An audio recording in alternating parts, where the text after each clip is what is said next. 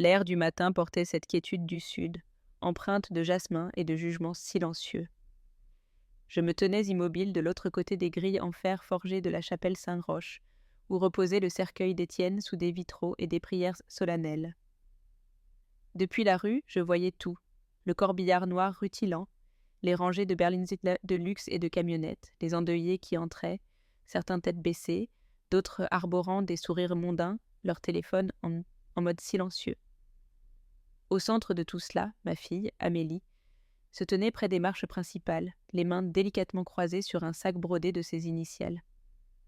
Sa robe noire, parfaitement ajustée, portait le deuil comme une tenue de défilé. Impeccable, repassée, répétée. Elle semblait l'héritière éplorée, mais rien de tout cela n'était vrai. Ni les larmes qu'elle essuyait avec un mouchoir de lin, ni les salutations aux amis de la famille qu'elle n'avait pas vus depuis des années, encore moins la manière dont elle releva le menton en me voyant de l'autre côté de la rue. Avant que je puisse faire un pas, 2 hommes en costume gris sombre apparurent de chaque côté de la grille. « Madame Moreau, » dit l'un sans croiser mon regard. « On nous a demandé de vous informer que vous ne pouvez pas entrer. » Je clignai des yeux, incertaine d'avoir bien entendu. « C'est l'enterrement de mon mari, » dis-je à voix basse, cherchant à rester calme. J'ai organisé son premier testament, je l'ai soigné pendant 3 opérations. Nous nous sommes mariés dans cette même chapelle. Le second homme, plus jeune, se raidit. « Nous sommes désolés, madame, c'est un événement privé. Mademoiselle Amélie Moreau a le contrôle total de la liste des invités. » Mon téléphone vibra dans mon sac. Je n'avais pas besoin de regarder pour savoir de qui il s'agissait. Pourtant, je le sortis. Un message, une seule ligne. « S'il vous plaît, ne rendez pas cela plus difficile qu'il ne l'est. » Je fixai l'écran, les mots me frappèrent plus fort que les gardes. Elle ne voulait pas d'une scène.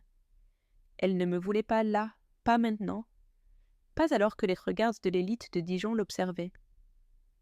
Je reculai lentement, mes talons raclant le trottoir de pierre. Je ne pleurais pas. Je ne protestais pas. Je restais là, tandis que ma propre fille enterrait son père, et moi avec lui. Cette nuit-là, je m'assis seule dans la cuisine, les mains autour d'une tasse de camomille, qui refroidissait, les yeux dans le vide. La maison était silencieuse, trop silencieuse pour un jour, qui aurait dû se terminer par des discours funèbres et des larmes partagées. À la place, il s'était conclu par des agents de sécurité et un message qui ressemblait à une injonction de m'éloigner. La douleur dans ma poitrine n'était pas tout à fait du chagrin. C'était autre chose, la prise de conscience que tout ceci n'était pas soudain.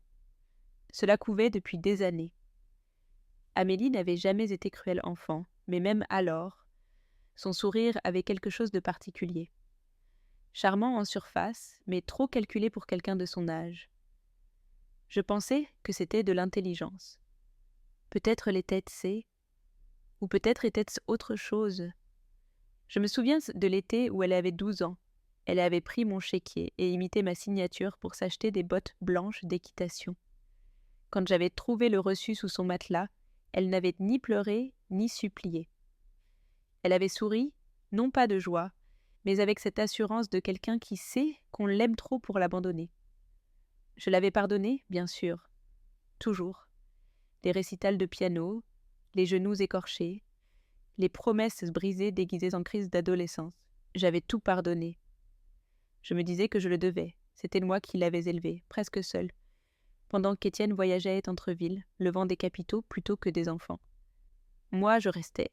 Je préparais ses déjeuners, je la consolais dans ses chagrins d'amour, j'ignorais chaque signe avant-coureur. Et maintenant, j'étais là, buvant du thé dans une maison vide, pendant que ma fille enterrait mon mari sans moi. Mon ordinateur émit un son. J'ouvris l'écran avec une lourdeur que je ne pouvais nommer. L'objet du courriel était clinique. Résolution de l'héritage d'Étienne Moreau. En pièce jointe, un PDF scanné. La signature était récente, le langage clair. Chaque centime, chaque propriété, y compris le manoir de l'avenue Victor Hugo, revenait à Amélie. Seule. Aucune mention de moi. Je lus le document 2 fois, puis une 3e. Le thé était froid. mais mon pouls commençait à s'échauffer. La fille que j'avais élevée ne m'avait pas seulement exclue de l'enterrement, elle m'avait effacée de son legs. Pourtant, au fond de moi, je savais que ce n'était pas fini. Je conduisis jusqu'au manoir juste après l'aube, le ciel encore strié des restes de la nuit. Mes mains serraient le volant plus que nécessaire. Trop de questions. Je n'avais pas dormi. De celles qui n'ont pas besoin de réponse, seulement d'être reconnues. En tournant dans l'avenue Victor Hugo et en voyant la maison, mon souffle se coupa. Pas parce qu'elle était différente, mais parce qu'elle ne l'était pas. Du moins, de loin. La façade de pierre grise, les fenêtres, la vigne vierge qui s'accrochait obstinément au mur est, tout était pareil. Jusqu'à ce que je voie le jardin. Les rosiers avaient disparu. Le grand parterre de roses anglaises qu'Étienne et moi avions planté l'été de nos 25 ans de mariage avait été arraché. À la place, du gravier blanc éclatant et 2 pots symétriques de palmiers importés, froids, sans vie. On aurait dit l'entrée d'un hôtel de luxe, pas une maison. Je me garai sur le trottoir et sortis, lentement, délibérément. Mes talons crissèrent sur le gravier en approchant de la porte principale. À travers les fenêtres, je vis le vestibule, là où pendaient autrefois les portraits de notre mariage et du baptême d'Amélie. Il y avait maintenant des toiles abstraites, sans couleur, des lignes et des triangles sans mémoire. La porte s'ouvrit avant que je puisse frapper. Une jeune gouvernante, que je ne reconnus pas, me dévisagea, les yeux écarquillés. « Je viens voir la maison, dis-je calmement, bien que ma poitrine me fît mal. » Elle hésita. Mademoiselle Moreau a donné des instructions claires. « Vous ne pouvez pas entrer, madame. »« Je suis désolée, » elle baissa la voix à un murmure. « Elle a dit que vous n'êtes plus de la famille. » J'acquiesçai une fois, non par accord, mais pour clore le chapitre. Je fis demi-tour et regagnai la voiture, mais pas prudent sur le gravier qui avait remplacé le jardin qu'Étienne entretenait en chaussons, fredonnant faux. Je m'assis au volant et contemplai le manoir longtemps. Le soleil matinal frappait les fenêtres, mais il n'y avait rien de chaleureux. C'était comme regarder un musée qui avait autrefois été votre foyer, un lieu rempli d'objets familiers, curated par quelqu'un qui ne les comprenait pas. Une enveloppe arriva par courrier, 3 jours plus tard. Couleur crème, portant le nom d'un cabinet d'avocats que je ne connaissais pas. Je savais ce qu'elle contenait avant de l'ouvrir. Amélie avait déposé des documents pour réclamer la maison de la rue de Vaugirard, celle qu'Étienne et moi avions achetée quand nous étions mariés, avant que son entreprise ne décolle, avant le manoir. Avant tout. Nous l'avions gardée, même après avoir déménagé au manoir. Elle portait des histoires, des racines. Mon nom figurait sur l'acte original. Mais maintenant, selon les nouveaux documents, elle était considérée comme une extension des biens matrimoniaux sous le testament révisé. J'avais 30 jours pour évacuer. Je ne pleurais pas. Je pliai la lettre et la rangeai dans le tiroir près du four, avec de vieilles photos et des factures de service. Je m'assis à la table de la cuisine, traçant du doigt les motifs du bois. Ce soir-là, le téléphone sonna peu après 22 heures. Je faillis ne pas répondre, pensant à un démarcheur ou un faux numéro. Mais la voix de l'autre côté était douce, nerveuse. « Madame Moreau ?» Oui, j'étais l'une des infirmières de Monsieur Moreau durant ces dernières semaines. Il y eut une longue pause. Elle l'a fait signer des choses alors qu'il était à peine réveillé, à peine capable de respirer. Il ne savait pas ce qu'il acceptait. Je pensais que vous devriez le savoir. Avant que je puisse demander son nom, la ligne se coupa. Le lendemain matin, je me rendis directement à la banque de la rue de la Chaussée-d'Antin. Je n'avais pas ouvert le coffre-fort depuis des années, pas depuis qu'Étienne et moi avions finalisé certains anciens arrangements de fiducie. La plupart de nos documents étaient numérisés désormais, mais j'avais toujours insisté pour conserver des copies physiques, au cas où. L'employé me tendit la clé et m'accompagna au fond. Quand j'ouvris la petite porte grise, l'air à l'intérieur était sec et immobile. Parmi les certificats de naissance et les obligations, il y avait une épaisse chemise beige, étiquetée de l'écriture soignée d'Étienne. Élise, originaux, conserve précieusement. Je la regardai un instant avant de l'attraper. Quelle que soit la bataille qu'Amélie pensait avoir gagnée, elle avait clairement oublié une chose. C'était moi qui avais appris à Étienne à protéger ce qui comptait. Je n'avais pas parlé à Claire Renaud depuis près de 5 ans, mais elle répondit à mon appel dès la première sonnerie. Sans détour. Apporte ce que tu as, je serai là. Son bureau n'avait pas changé, toujours rempli d'étagères en chêne massif et de diplômes encadrés de la Sorbonne et de Harvard. Claire se comportait toujours comme une femme qui n'avait rien à prouver. Elle nous servit du café sans demander et ferma la porte derrière moi. Je fis glisser la chemise sur son bureau. Elle parcourut les documents, ses yeux se plissant, son front se fronçant au rythme notarié. Elle s'arrêta et se renversa dans son fauteuil. « C'est de l'or, dit-elle à voix basse. Il l'a signé il y a 8 ans, juste après qu'on a découvert la première tumeur à son foie. On pensait qu'on aurait plus de temps, et il ne l'a jamais révoqué. Je secouai la tête. Personne d'autre que moi ne savait qu'il existait. On l'a archivé discrètement. C'était pour protéger nos biens si les choses tournaient mal rapidement. Il me désigne comme fiduciaire. Toutes les propriétés, y compris le manoir, me reviennent, puis à d'éventuels petits-enfants, si Amélie en a. » Claire me regarda avec quelque chose qui ressemblait à de l'admiration. « Ça annule le testament, elle m'a enterrée alors que je respirais encore. » « Claire, je n'ai pas lutté à l'enterrement, je n'ai pas crié quand elle a remplacé les rosiers, mais ici, je touchai le papier doucement, ici, je trace la ligne. » Elle m'étudia un moment, puis hocha lentement la tête. « Nous déposerons une motion pour contester le testament et invoquer la fiducie. Ce ne sera pas simple, mais c'est solide. Tu as été silencieuse, mais pas aveugle. J'ai appris de la meilleure, dis-je, mais les mots pesaient plus que je ne l'avais prévu, car la meilleure, Étienne, n'était plus là. Et la personne que j'aimais le plus au monde était désormais quelqu'un que je devais affronter au tribunal.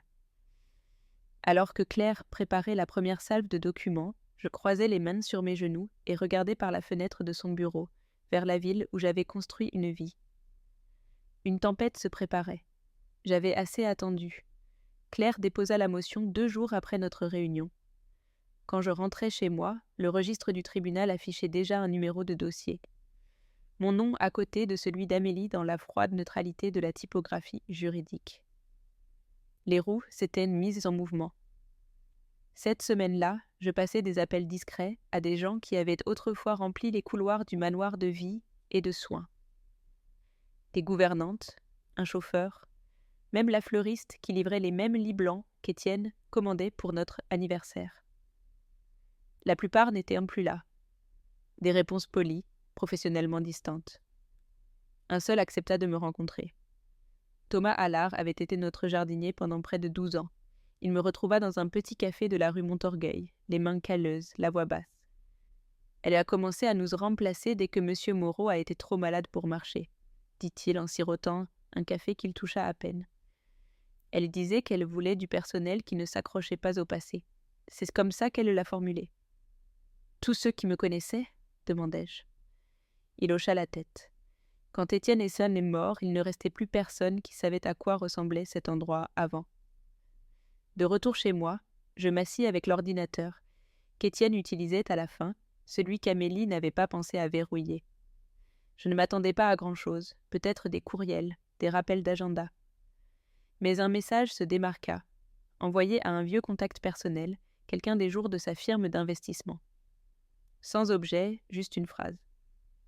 Si quelque chose arrive, Élise sait où est la vérité. L'horodatage datait de 5 semaines avant sa mort. Je le lus encore et encore, essayant de déchiffrer entre des lignes déjà lourdes de sens. Il ne m'avait pas parlé de ce message, ne m'avait pas prévenu des intentions d'Amélie, mais dans le brouillard de ces dernières semaines, il avait laissé un signe. Pas pour les avocats, pas pour le public, pour moi. Je m'allongeai, les yeux fermés. Le silence de la maison m'enveloppa comme un souffle retenu trop longtemps. Quelle que soit la pièce encore cachée, Étienne avait confiance que je la trouverais. Cela signifiait qu'il était temps d'arrêter de se souvenir et de commencer à prouver. Claire agit vite. Le document de fiducie que j'avais sorti du coffre était en parfait état, attesté, notarié, et soutenu par un registre de vérification numérique. La signature d'Étienne était claire, datée, et stockée sur une plateforme de certification temporelle que j'avais insisté pour utiliser quand les systèmes cloud étaient encore nouveaux en droit successoral. Il m'avait fait plaisir à l'époque. Maintenant, c'était mon bouclier le plus fort.